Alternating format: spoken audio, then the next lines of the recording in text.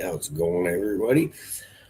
So I just recently had a really cool road trip with the missus. We went and saw Sick New World in Las Vegas, and let's just say it did beat all expectations. We don't know what the expectations were. We just knew big concert, lots of bands.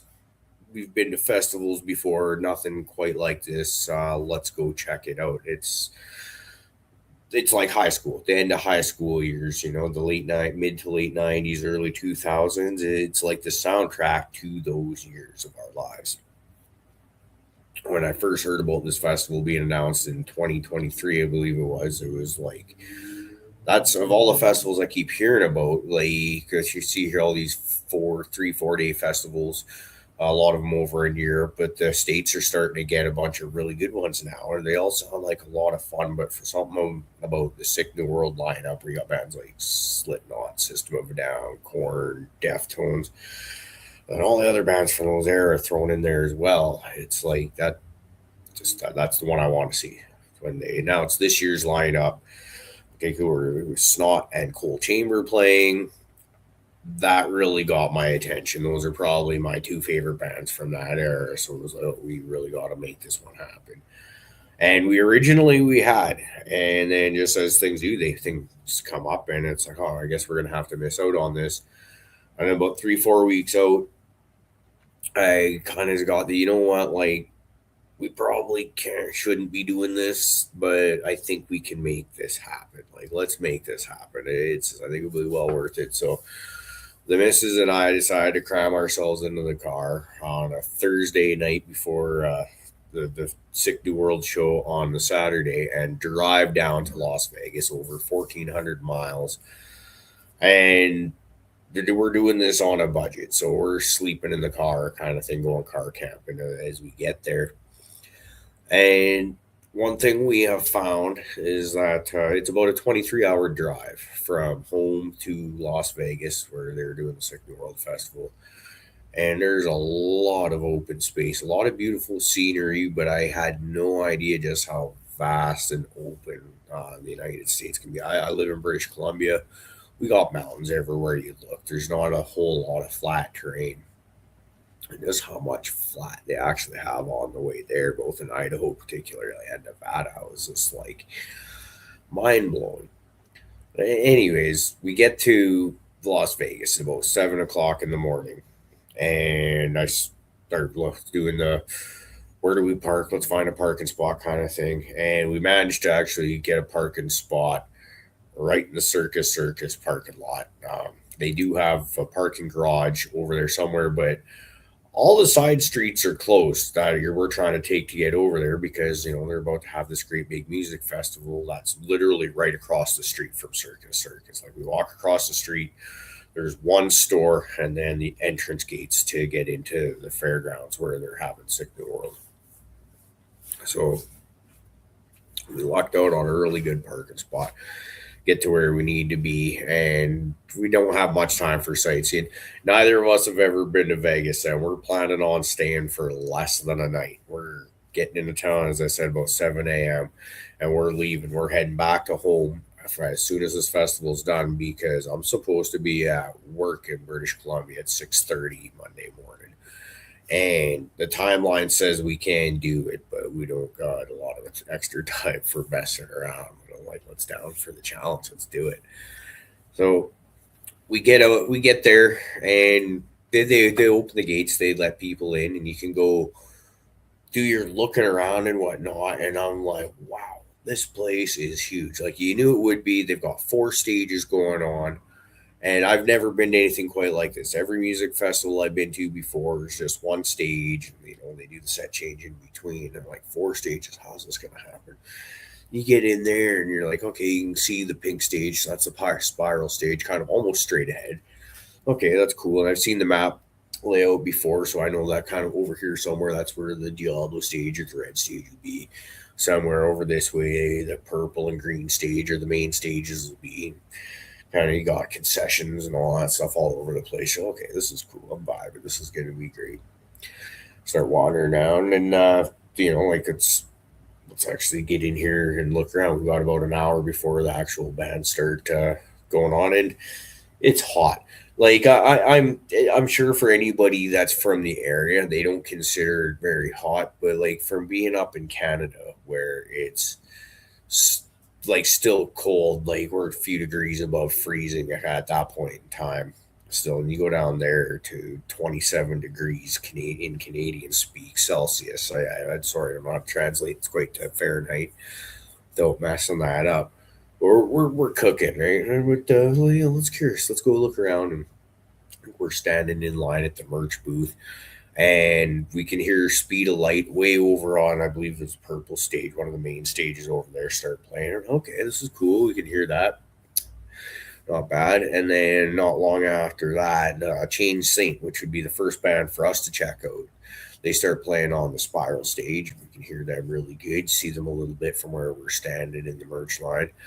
And then once we get out of that line, it's like, let's wander around a bit. Let's go get a closer look at the Chain Saint that's going on. And they're throwing down. They're doing their great. And then I'm like, okay, well, we're over here. Let's go and maybe see what's going on over on the Diablo stage over there. Because we're not, the first band we're here to see is Snot. And we've got about an hour from the time the music starts until Snot goes. So let's go wander around and see what we can find. So we go over to the Diablo stage, and a band called Flat Wounds is playing, and they're pretty cool. They're throwing down. I'm like, okay, I dig this. I dig this. And then from over here, we catch a couple songs for Flat Wounds.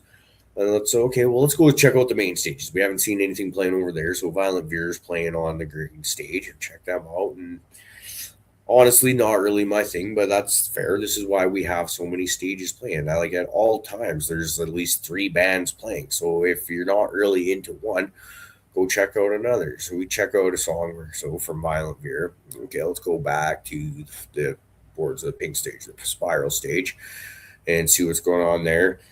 Band called Vows is playing, and honestly wasn't really my thing. So it's like, okay, well, let's see. Looks like a different band's playing over on the Diablo stage. Let's go see who's playing over there. Right? At this point, we're 20 minutes away from Snot playing, so we're getting excited, but it's not quite time yet. Let's go kill some time over here. A band called Showing Teeth, and they were good. I actually really liked them, and I would have liked to have catch more of their set. If we can go back to Texas for Sick New World, that might be one of the bands that we try and make sure that we can maybe catch their full set. We'd catch a song or two from Showing Teeth and dug them. Now it's time for Snot. Now, this is the main reason why we drove 1,400 plus miles each way to go see Sick New World, is because Snot was playing. I never got to see the real Snot with Lynn Straight play. In fact, to be honest, I actually think I discovered Snot just a couple months after Lynn had passed away. And I didn't even know the story of him passing until a couple years after that, even, if I recall correctly. But I always, the Get Some album is one of my absolute favorites within the new metal genre, or anything that can kind of get thrown in there, right?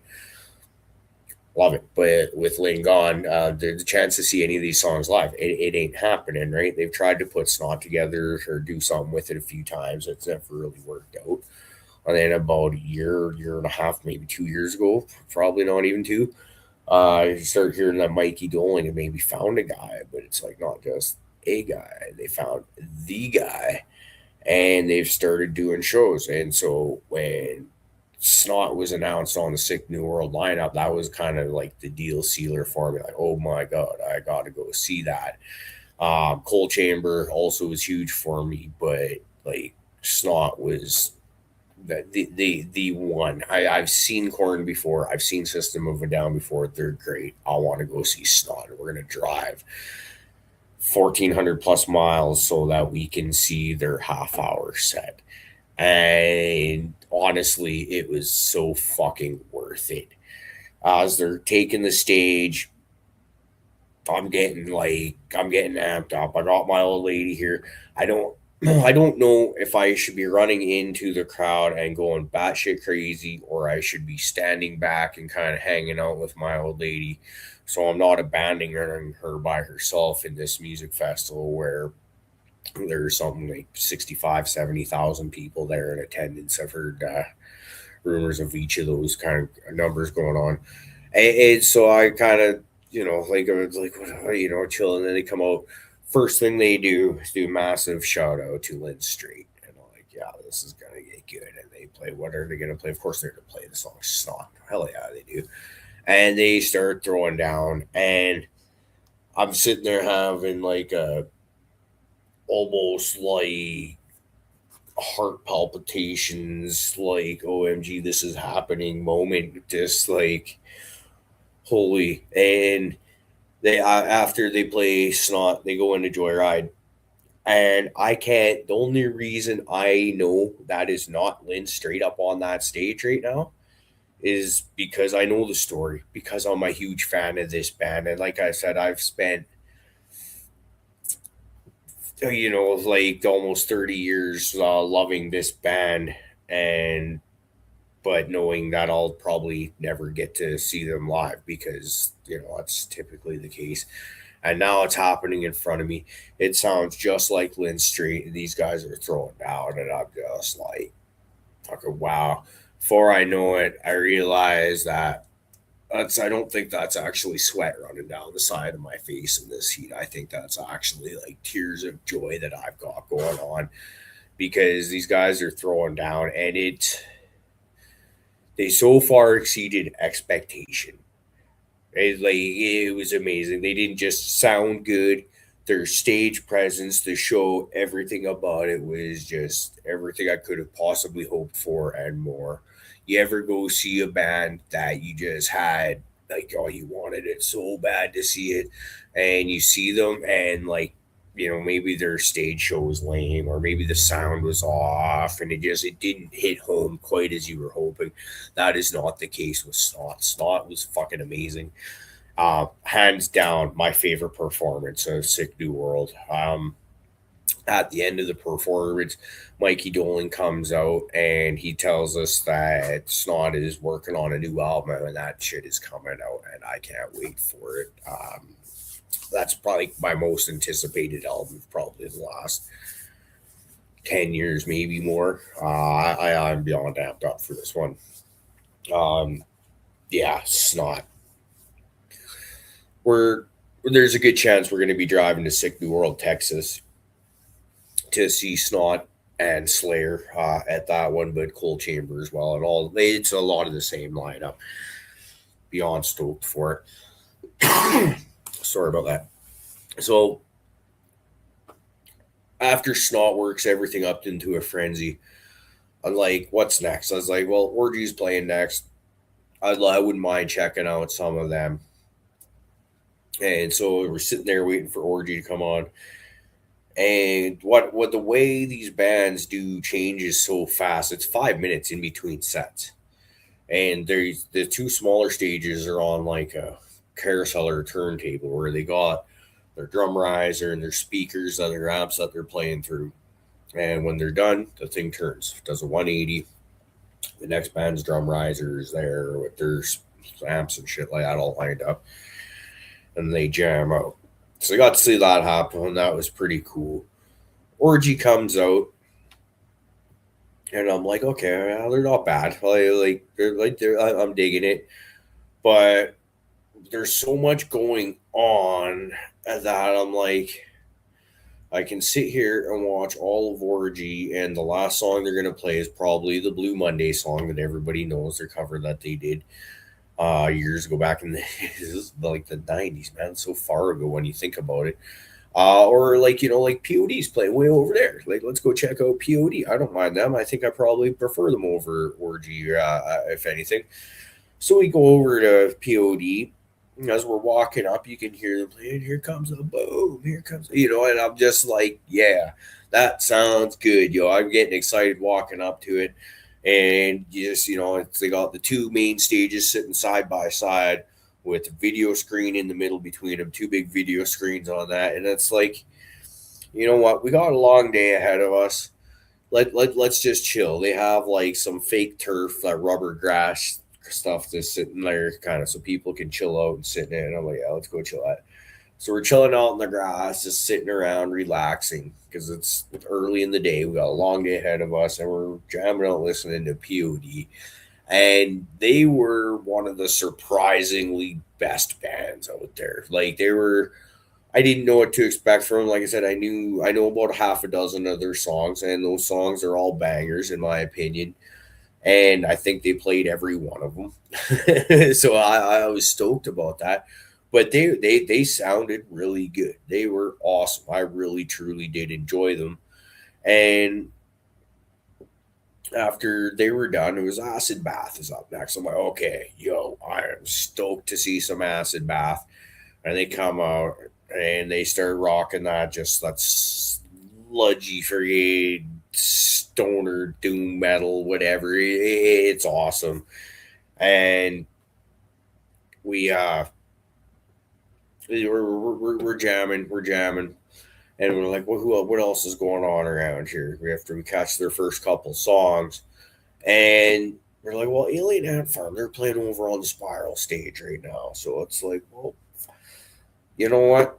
They're about to probably finish up. So let's go check them out. And I'll bet you we'll catch Smooth Criminal. Because what else are they going to finish out their set with other than their cover of Smooth Criminal, right? So let's go do that.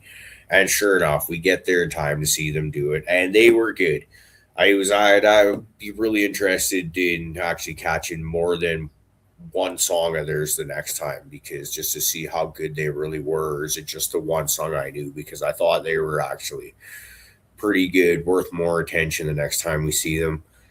Next up for us, Lords of Acid. They were having some technical issues. They started about 10 minutes late, maybe a little bit longer, and to be honest, they were just like not my jam at all. Like it just not for me. I be respectful about it. I know there's a lot of people I do like them. I couldn't get into it. So we go out and we're like, what's going on now? Bloodywood. Oh, they're playing over on the Diablo stage over there. I'm like, I am unfamiliar with Bloodywood, but I've heard about them and they've got some pretty good backing behind them. So let's go check them out. And we go out and rock out to some Bloodywood for a while over on the Diablo stage, and they did not disappoint. They were cool, we're rocking and jamming. It was great stuff. And we're like, okay, what do we got next? Kitty's coming up. Now, Kitty is one of the bands, one of the, I think the two bands where I knew going in I would only be able to catch maybe two or three of their songs, because I can sit and chill for all of Kitty and watch them do a half-hour set, or Cypress Hill is going to do about a half-hour set, and they start about halfway through Kitty. And Cypress Hill is one of my absolute favorites. So we watched the Kitties. We go and watch their first two songs, and they were awesome. This is a band I want to see since high school, and this is my first time getting to see them. And they played. We got to see them play Fire and Spit, and then we had to split. Sorry to say, we bolted out of there. But Kitty, y'all were awesome. I'm very happy to watch that. We get over to Cypress Hill, and this is the third time within a year that we've been able to see Cypress Hill. Actually, in fact, today, as I am filming this, about a week and a half after Cypress Hill, I got a notification from Facebook earlier about the memory of us watching Cypress Hill for the first time in Calgary. And this is a band that we will go and travel to see them any chance we get. Not saying we'll necessarily go to Vegas to see them every time, but if they're within our reasonable driving range, I'll go see Cypress Hill every chance I get. They have, if anything, the third time we've seen them now, they've gotten even better. And the first two times we've seen them, we were right up at the front rail for each time. But this time we're able to hang out on the grass, maybe partake in a little herbal medication and just really jam out. Something to be said, like I love being in the press of things at a concert and all that energy going on. But there's absolutely something to be said for when you're back on the lawn far enough to where you can actually kind of do that and not touch anybody. And you can kind of dance and like sing along to the songs and all that. Cypress Hill comes on, they start doing like they start jamming with us, and they go into Bomb Track, which I've seen them do it before. Last time we saw them, and it's just wow.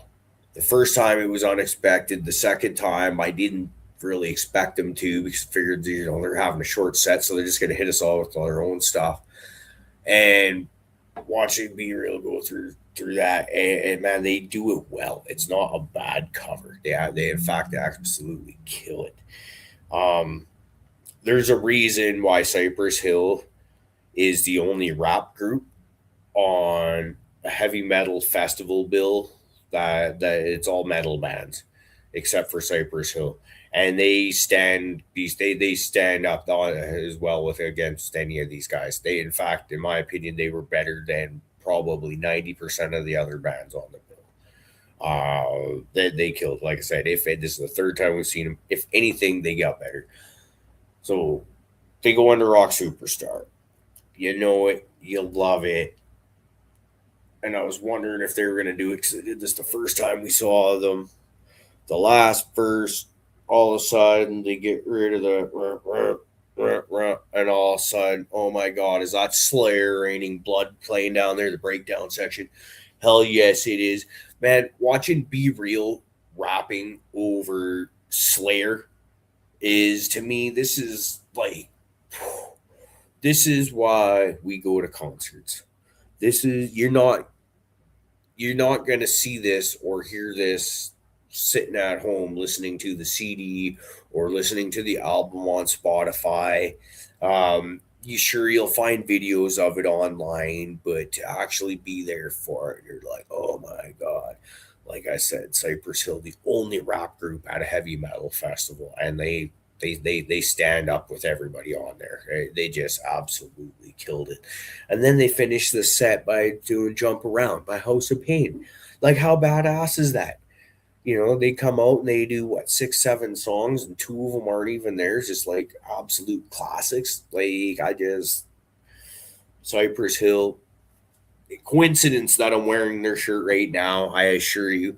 But in my opinion, they were my third favorite band of the entire. We saw 28 bands out of 50, and Cypress Hill was my third favorite after seeing them 3 times. This is my third time seeing them, so it's kind of funny, isn't it?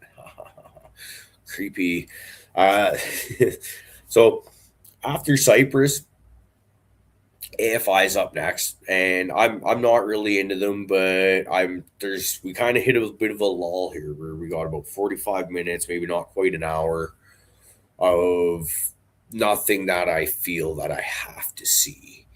I know Tsunami is playing way over on the Diablo stage, which is a long ways to go from the main stages. And if we get over there, I'd love to check them out, because they're one of those bands I hadn't heard of before the festival was announced, and then I start checking out a few, and I could fuck with Tsunami. They were good shit. So a little bit in the meantime, let's just chill, wander out here. Oh, hey, look, is that a vert ramp over there? So we wander over, check out the vert ramp skating that we got going on, and listening to AFI friggin' rock out over there. I'm like, this is so cool. Okay, we do this for a bit. Okay, let's just wander. We're not really agenda. Like I said, we've got time with nothing that we really feel that we have to see. Maybe check out Knocked Loose, which is coming up. That's the next one that we're really interested in. So we end up wandering. We get over to the Diablo stage, and we catch about 3 songs from Tsunami. And there's a reason why I fuck with these guys. They throw down. I would like to see them again outside of a festival, like opening for somebody awesome.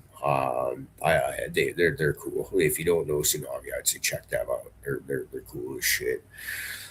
Starting to wander back through Sleep Theory. They're playing on the Spiral stage. We caught a little bit of them. We've seen them before, so we weren't too concerned about sticking around. We got to see went over. We wanted to make sure we're there to catch Knocked Loose. and they fucking lit the place up. If I'm sure by now y'all have seen videos of the mosh pits that they had going on and the wall of death, and like Knocked Loose absolutely threw the fuck down. But we've only got time to catch their first few songs because we know that Coal Chamber's about to play over on the Spiral stage. So it's like, let's make the hustle. This is like the theme of the day, where there's a few bands where you're like, hey, we'll catch their full set, and then a whole bunch where it's like, okay, we'll catch just a few songs so that, we want to see them and be able to say we did, but we got to be over there to catch something that's more preferential. So we get over to Spiral Stage, a band called Carpenter Brute, Carpenter Brut. I don't mean to disrespect the pronunciation. I just genuinely don't know how to pronounce it. I'd never heard of them anything before, and they're doing a cover of that. She's a maniac, maniac. They were doing that, and you know what? It was good. I wouldn't mind seeing more than a song of theirs next time to see what they're actually about. But I was jamming that, and that song is now on one of our playlists that we have going on. So, hell yeah, they were good. I like them. Like Coal Chamber. So Coal Chamber might be my favorite band out of the whole new metal era of things. You just heard me raving about Snot. The thing is, Coal Chamber put more albums out, three of them, in my opinion, and they're just a bigger body of work. And I'm like almost equally excited for Coal Chamber as I am Snot. They with Snot, I thought I would never have a chance to see them live because once Lynn passed away, so that wasn't a thing.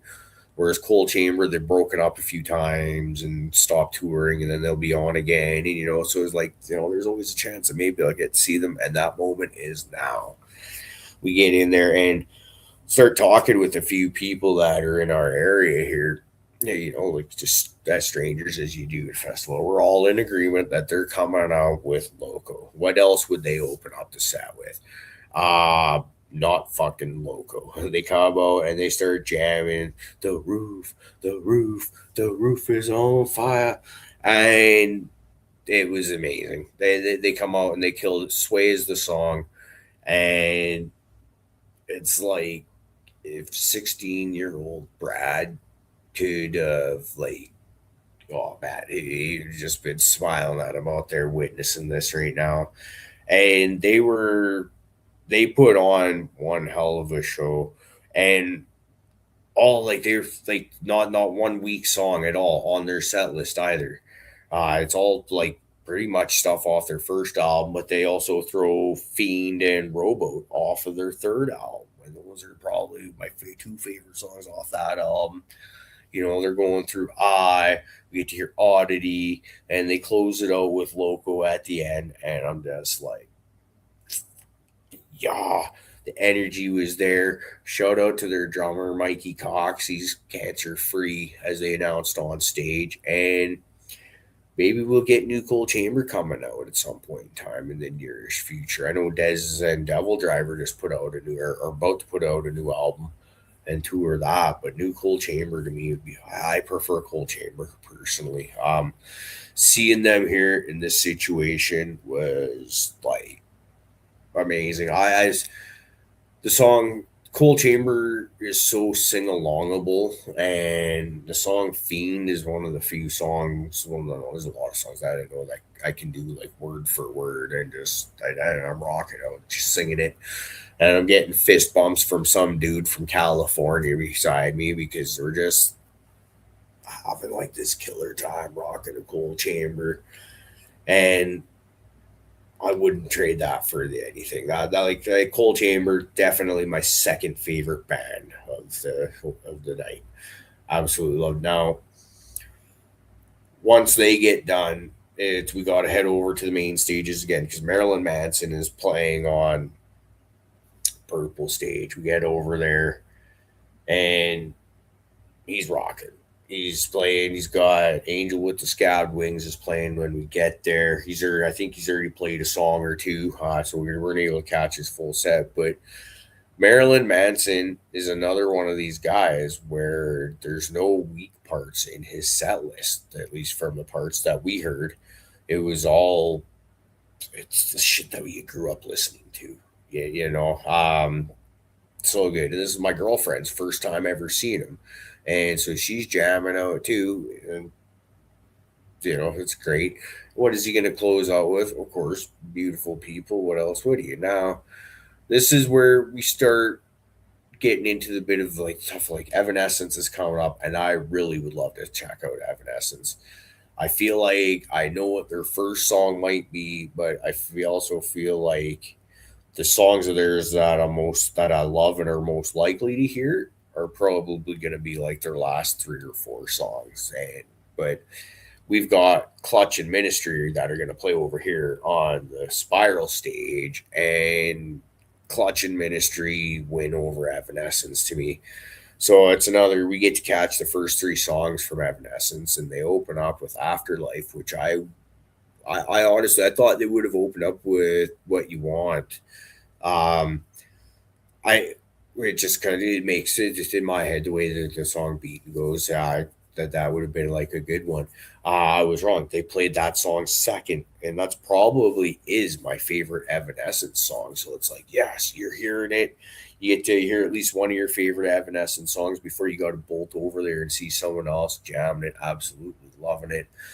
That's the one band that my daughter, who also comes on a lot of these rock and roll adventures with us, she is saying she would have liked to have seen. And so I'm thinking about hers. We're jamming out to that. And then after What You Want, they jam out to Going Under. And I was like, okay, well, that's another one of my absolute favorite Evanescence songs. So I'm just in heaven. They finished that song out. And so my Evanescence experience was phenomenal, right? Two of the three songs that we got to hear are two of my absolute favorites. Now let's run like hell so we can get over here for Clutch. At this point, the festival legs and back and hips are starting to kick in. I've got hip issues at the best of times. And after this is walking around, putting miles on, walking around festival grounds, parking lot type environment all day long. And I remember we're sitting up by the VIP section, standing there up against the railing gates that with our backs and just kind of leaning up against that, enjoying it, trying to take a load off. There's some drunk guy sitting there right in the corner, pretty well passed out. One of the security ladies like hands him a granola bar or something, says, "Get some food in your guts." And then the guy, a minute or two later, Clutch is just about to take the stage, and this dude like rolls over and turfs all over the place. Like, ugh, let's get the fudge out of here. So we kind of walk a bunch forward, and we end up actually getting to probably our best spots of the whole night, in terms of, for a whole day, I should say, in terms of stage proximity. And Clutch comes out, mob grows wild. They're gonna move to Canada, smoke lots of pot. I would be okay if they did that. I got no objections. I was happy to sing that part with them. Thing about Clutch is the songs that they play. Like, I see their set list posted all the time on social media, and their set list that they play there's a lot of songs in there that I would not be of my choosing necessarily, and it doesn't matter. It does not matter. They just got such a good style about them. Uh, and I just, man, like, I want to go and see more than a 6 song set from Clutch next time. Like, it'd be cool to see them do like a full hour or something like that and just check out those vibes. They're cool. Their album Psychic Warfare is probably, in my opinion, the last great album that's ever been come out. What's that, like 10 plus years old at this point? Wicked album, and they did close out with X-Ray Visions off that album, so I was just like, yes. Next up, Ministry. So as they're, like I said, we're standing there, they got the stage carousel thing going on where it spins, Clutch's gear disappears, here comes Ministries. They got LED screens on the sides of each stage, and it lights up with the Filth Big album cover. And instead of the actual album cover, it's got the fucking Mango Mussolini guy, Trumpster, with the meat helmet on him and the flag and all that. But it's the Filth Pig album cover. Oh, what do they have here? That Filth Pig was the my first Ministry album that I ever personally owned, so it's got a bit of a soft spot right here for me. And they come out and they play Reload, and then I believe they play Crumbs, and I'm like, huh. It's not like I forgot is Reload off Filth Pig. I couldn't remember. Crumbs I know damn well is. And they play another song and then they get into Lava, and I'm like, I think like I'm pretty sure they play the songs out of order. So I was had a hard time being certain. And then they kind of get to like Lay Lady Lay, and I'm like, they are absolutely playing this album in full.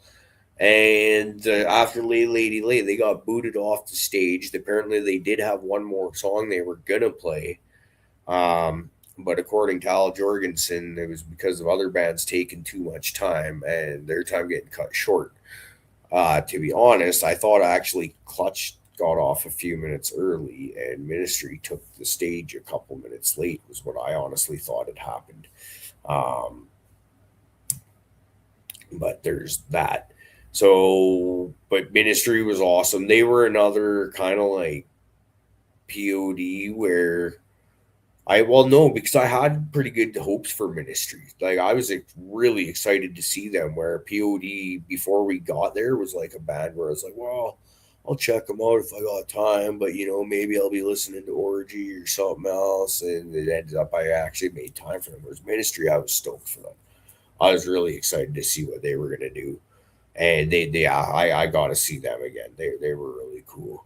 And then from there, it's like we've got two bands left at this point. The night is done. We're getting sore. We're starting to seize up in the hips. My girlfriend is cold. You're in the Las Vegas, and it's like hot as could be when it's sunny out earlier. But now that it's getting dark out, she's cold. She's shivering. We go to walk over the main stages. Got to catch the last few songs of Bring Me the Horizon.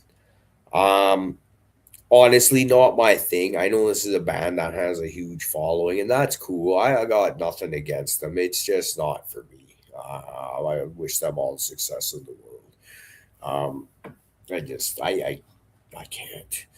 But up next, we got Korn coming, and I remember we're standing there just talking with some people beside us because Danny Elfman was about to play on the Spiral stage as well, and I was really interested in seeing him. He does like the Simpsons music stuff like that, and what got me talking with the lady beside us was I had overheard them talk about how Danny Elfman was in Oingo Boingo. I had no idea about that, and it would have been cool to catch him, but it's like sitting there, you're like Korn, Danny Elfman. Now I'd seen Korn last October, September, somewhere around there, and they were one of those bands where their set list does it. They have a near unfuckwithable set list. Every song in there is good. You know everyone and can sing along to every one of those songs. Twist might be a little bit hard. That's the one exception. Um, and Korn comes out and rocks it. We got one of the things they got to do was play Reward the Scars for the very first time. So getting to see Korn play, that's cool. Anytime you get to see a song played live for the very first time, I actually backing it up. A stuff I can't believe I forgot I was talking about with Ministry, but with Ministry, they brought Paul Barker out and they played the song Useless live for the very first time. Paul Barker is the singer on that song, the original bass player for Ministry, but they had a falling out back in, I think it was the early 2000s. But anyways, back to Korn. They're such a good live band. Their set list, you can't beat it. And this is where we start getting the cool light show and the lasers and stuff like that. And just yes.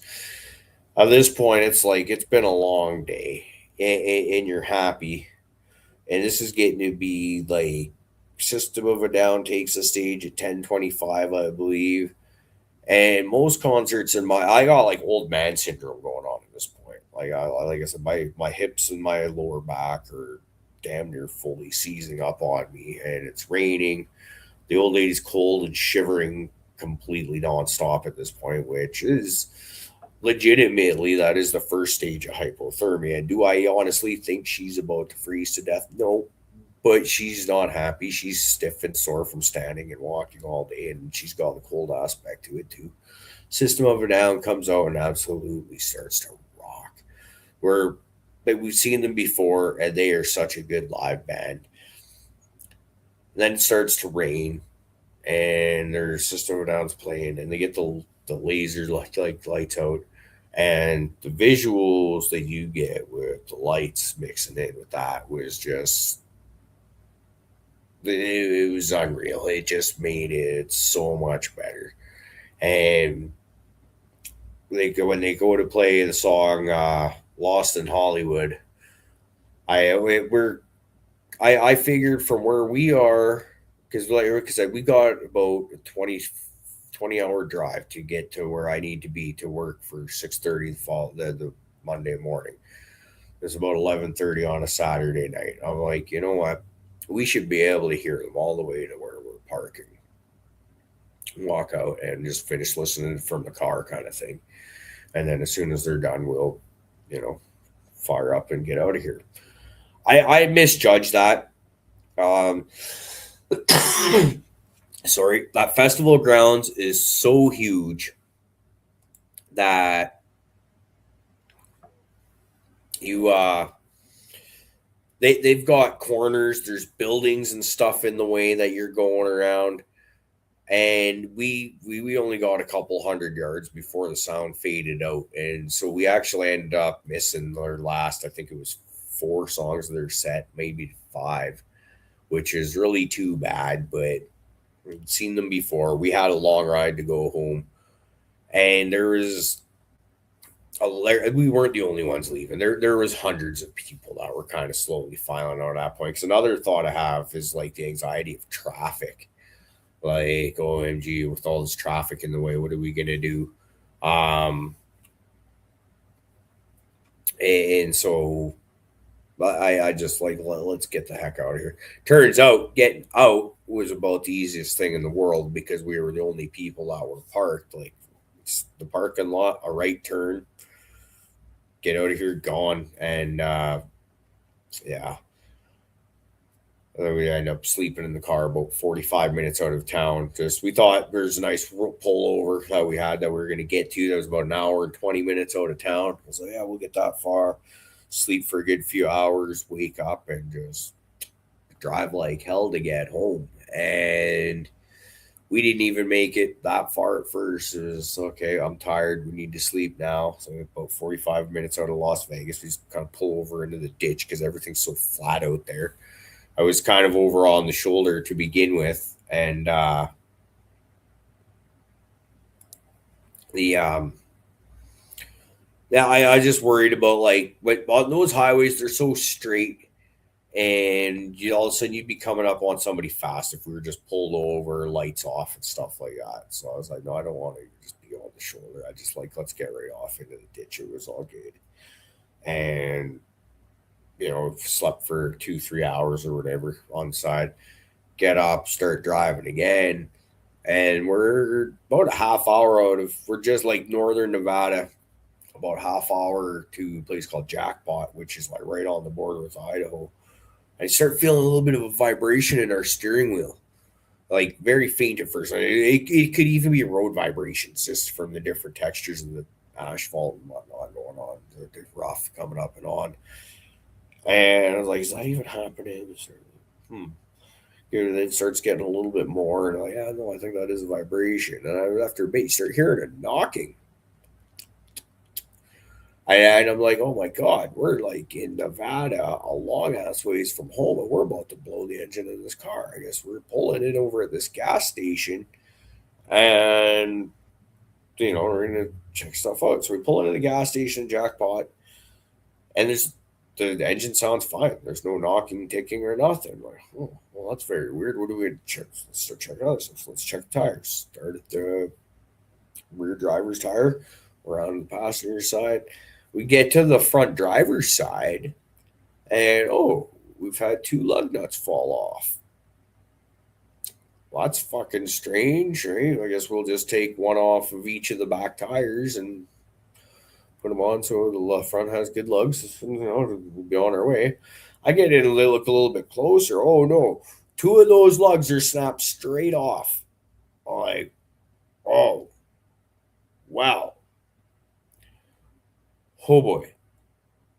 As it sits, Jackpot is on the border with Idaho, as I've already said, which is about 16 hours from home.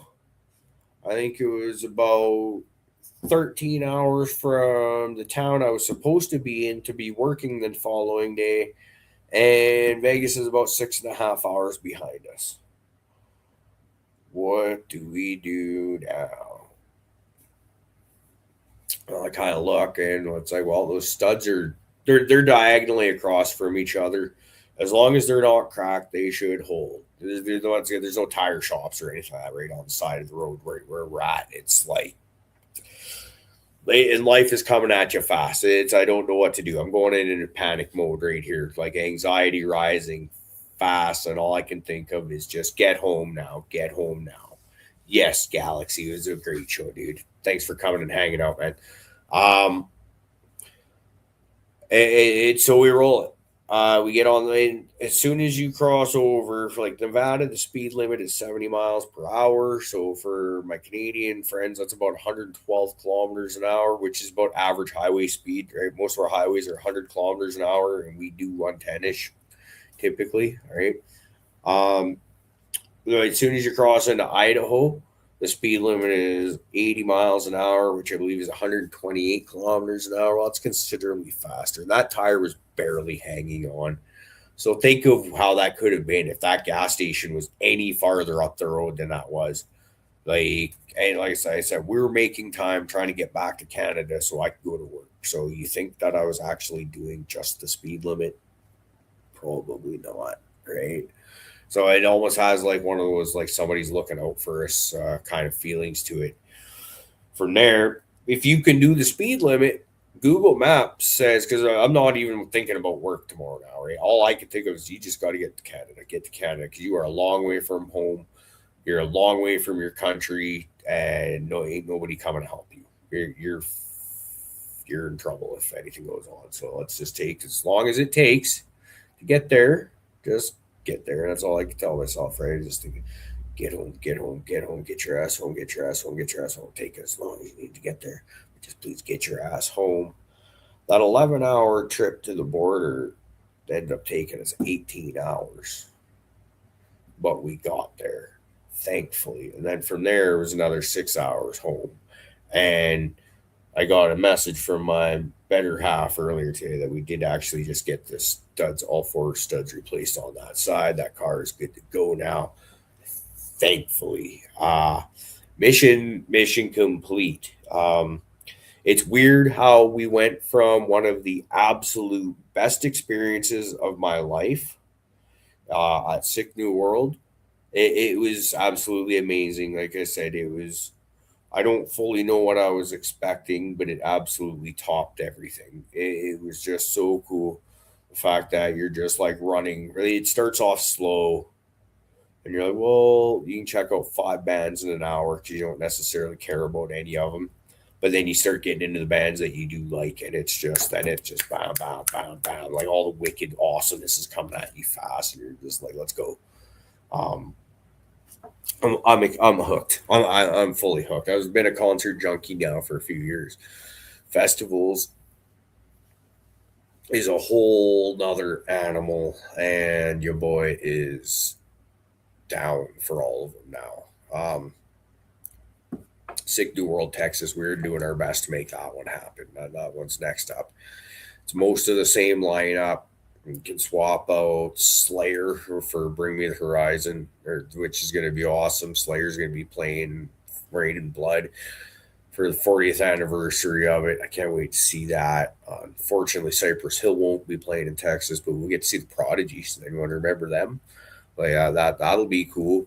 And it's like same thing. It'll be like the only electronic dance music band at a metal festival, and I feel like they will absolutely hold their own as well. So we're really excited to see them. And it'd be really cool. Down, right? Or in Phil Anselmo's band. I haven't seen them. I've seen the new version of Pantera twice. Absolutely love it. Never seen Down. Maybe we'll get to see him this time around. It's going to be great. Also, Rocklahoma, we got that coming up. Slayer, Black Label Society, Pretty Reckless, Insane Clown Posse, Suicidal Tendencies, Ugly Kid Joe, Presidents, El Nino. We're going to be there for the Sunday night of Rocklahoma. That's in Pryor, Oklahoma, and I believe that is September 6th. Give me one hell of a time. Got that coming up. With that, I'm gonna get out of here. I'm still buzzing from Sick New World. I just had to get all this down, my thoughts on it, because I just had such a great time. Cheers once again, Galaxy. Thanks for coming and hanging out with me. The one person that'll come hang out with me on the live stream. I appreciate you, brother. I hope you have a great night. And with that, I'm out of here. I can do live streams now. That's the other thing is it took me this long to be able to get past 50 subscribers on YouTube. And apparently you need 50 to be able to do live streams. So we can do that now. So we're going to start coming at you with all kinds of different content. I got all sorts of ideas and we'll start getting them to you as soon as possible. With that, we're out of here. Hell yeah. Once again, cheers, Galaxy. I hope you have a great night. I'm out of here. Peace.